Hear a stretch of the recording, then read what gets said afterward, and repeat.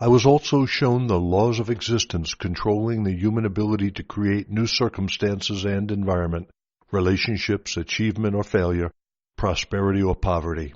Whatever man profoundly believes himself to be, good or bad, that will he become. Whatever man fears others will do to him, so will they do.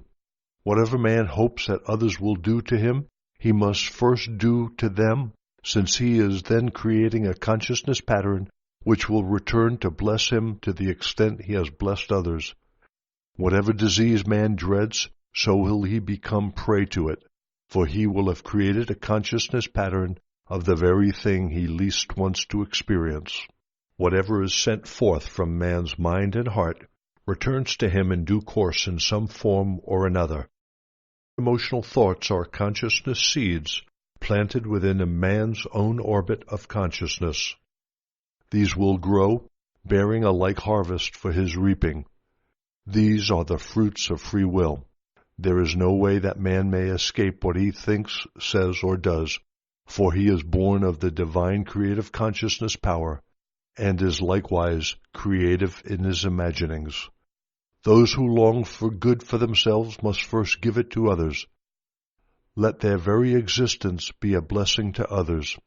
When such people are in harmony with all others, they are then perfectly attuned to the universal creative consciousness power, and they are brought into the flow of the Father Nature, which is growth, protection, nourishment, physical, mental, spiritual, healing, fulfillment of need, within a system of law and order. How can I describe for you my inner glow, my transcendent brightness and brilliance of joy and powerful feelings of love, which possessed and inflated my entire being with their intensity, until I cried out with a pressure within my mind and heart? It was so powerful, it seemed that it would entirely dissolve my bodily form. As I received all this supreme, sublime understanding of the reality, our source of being, and the true nature of creation itself and of mankind, I was uplifted in spirit, and my body became light as air. At that time, when I was thus elevated within the divine creative power itself, I was indeed almost a divine person myself, experiencing a high degree of the nature of the Father creative power within me, and feeling its own drive and caring concern for all humanity. Therefore I could later say with truth, only I know and have seen the Father. In that moment, how I yearned to teach, heal, comfort, uplift, feed, take away the people's pain and misery. I longed to release them from their fear of a mythical, avenging God. When I returned to tell them the truth, how I would emphasize the reality of the Father creative power, perfect love, supplying their every need. All they had to do was to ask, seek, knock, and all their needs of whatever kind would be bestowed upon them. How joyously I would tell them the good news that redemption from suffering lay within their grasp if they only took the necessary steps to cleanse their minds and hearts of the twin impulses of manifested being. This should be simple enough, I thought. One only needed understanding and self-control. I have descended toward your vibrations to refer back to my actual state of mind during the time I was in the desert. It will help your own understanding immeasurably if you try to enter my state of consciousness at that time. So many things, such as my works of healing and walking on water, will become clear to you. They will be seen to be a natural consequence of my new understanding of the Father creative power. If you read the Gospels of Matthew and Mark, their records will have new meaning for you. To return to my final hours of enlightenment, there I was in the desert, possessing the clear understanding that man himself, through no fault of his own, creates the barrier to attunement to the Father creative power.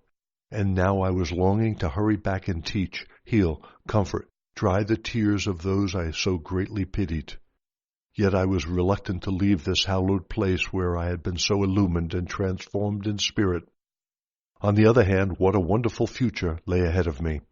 I would walk through all the cities, towns, villages, and tell everyone I met the good news, the kingdom of heaven, that place where all sickness disappeared and every need was supplied was within them, because I knew that the Father and I were one.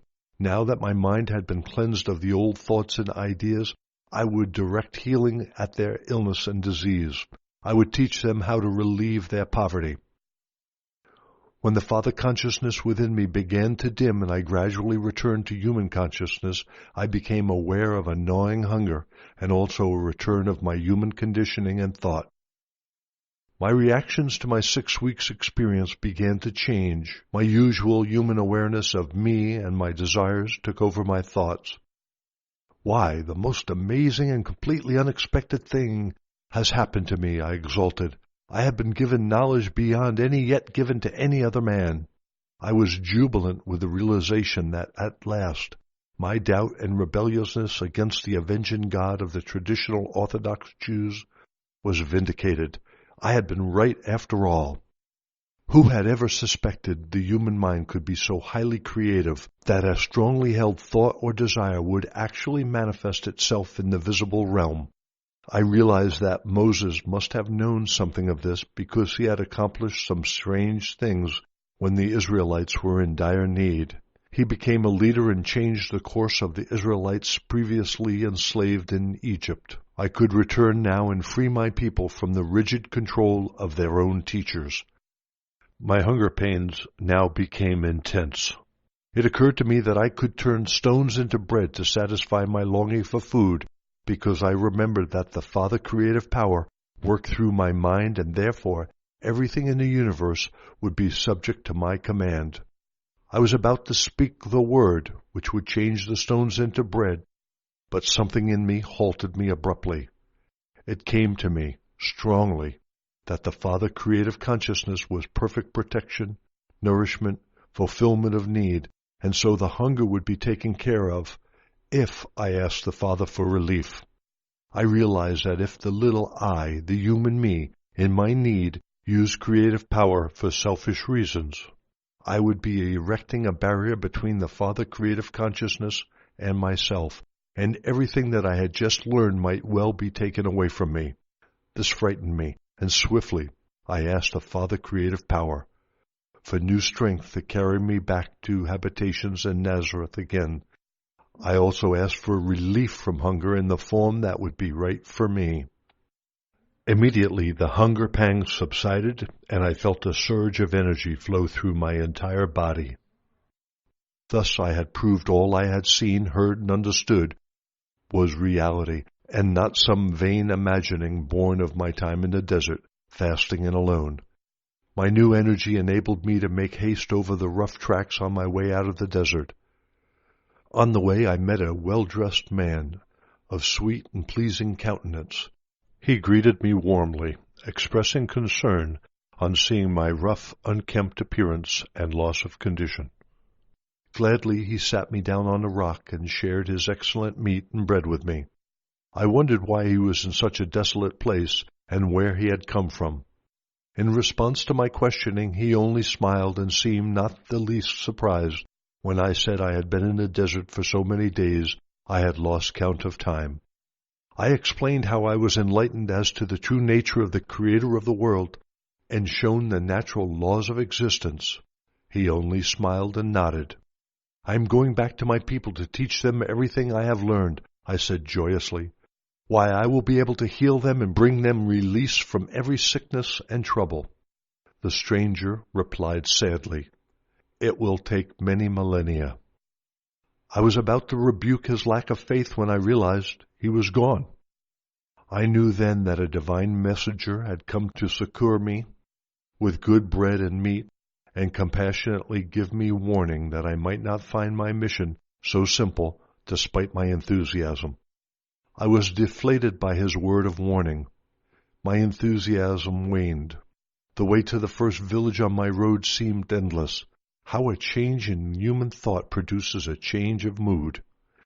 It came to me that I could further prove the truth of all I had been shown by jumping over the edge of a precipice, which would greatly shorten my journey.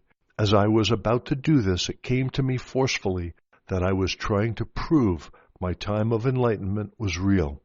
If I required such proof, then I was in a state of doubt, and I would probably kill myself. Besides, I had been shown that in every eventuality I could lift up my thoughts to the Father Creative Consciousness and ask for a solution to every problem. How quickly I forgot the truth.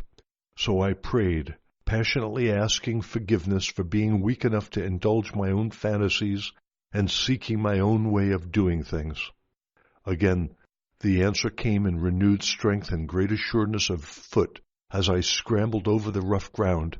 I found, too, that I was covering long distances so quickly that it seemed that I had stepped outside normal time reckoning, and I was in a lighter dimension where human experience was lifted above its heavy thraldom of exhausting expenditure of energy.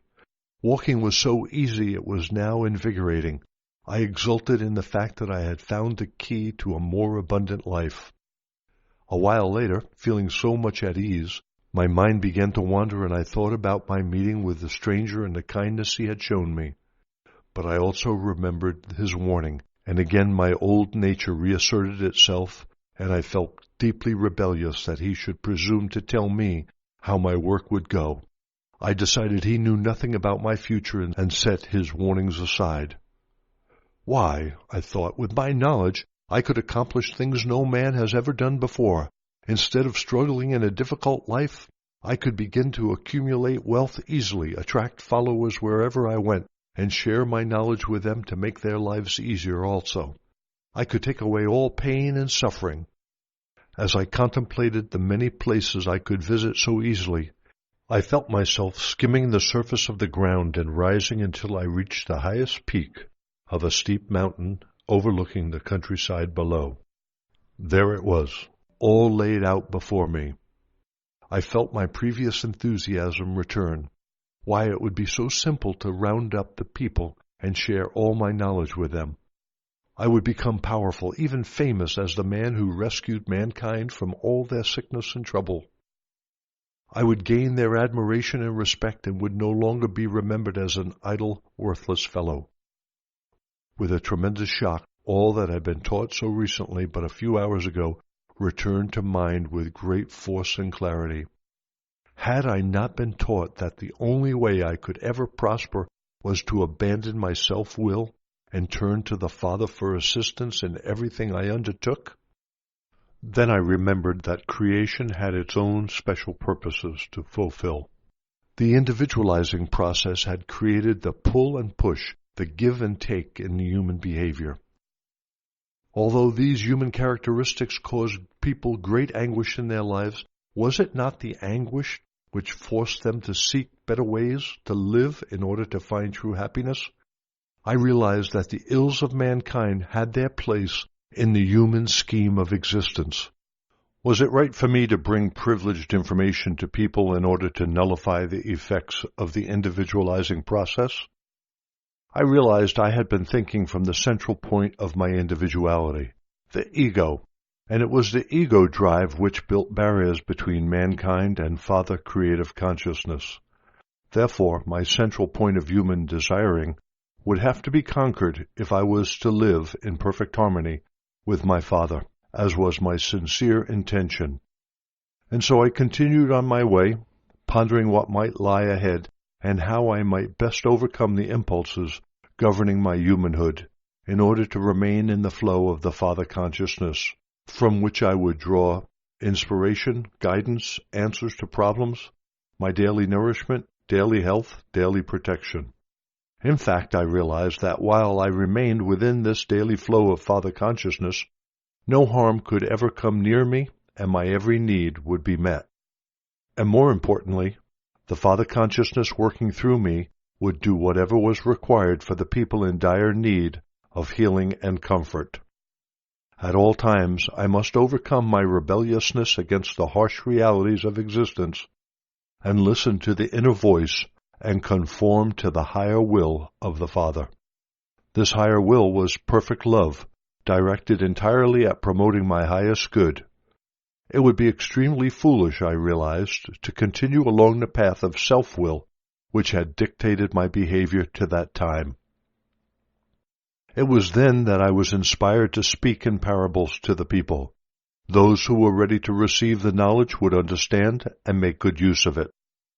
But, as it turned out, even my disciples could not rid themselves sufficiently of Jewish doctrine to enable them to understand either the principle of consciousness or the activity of the divine creative power within creation. Until this time, it has remained a mystery to all except the spiritually enlightened. Even the spiritual words of enlightenment cannot be immediately, fully comprehended by the human mind. Therefore, these letters must be read slowly and accompanied by much meditation and prayer to be properly understood. Remember, unless you can become as a child, getting rid of useless clutter of beliefs, prejudices, resentments, ambition, and ego drive, with a mind filled with wonder and utmost faith, you will not be able to absorb these pages as you should. To become a child, you must make an effort to shed all past mental conditioning. If you are mentally, emotionally, or physically suffering, it is only because whatever have been your most sincere beliefs, they have not been helpful to you. They have not promoted your well-being.